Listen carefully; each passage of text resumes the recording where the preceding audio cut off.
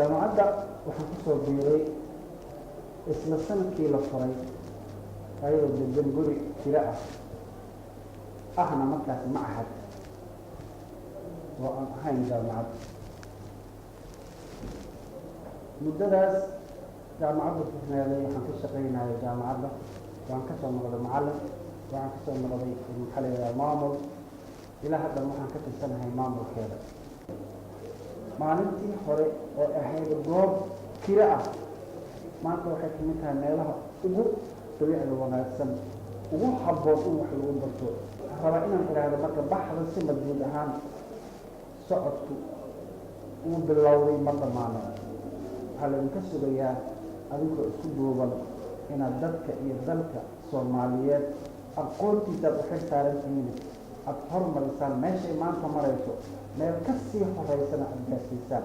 hambalyo hambalyo hambalyo. waxaan ilaahay ka rajeynayaa sanadkan sanadkiisa inaan kulanno annagoo intan ka wanaagsan dhan walba. wasalaamu calaykum waraxmatullaahi wabarakaatu. anigoo ah Samuel Maxamuud Cabdi, kana mid ah shaqaalaha jaamacadda SIMAD, goobjoogna ka ahaa aas-aaskii machadkii SIMAD markii dambe isu bedelay jaamacadda SIMAD. wanaagga ay hayso aad baan ugu faraxsanahay, waana ugu hambalyaynayaa anoo kula dabaaldegaya 18 guuridii jaamacadda SIMAD.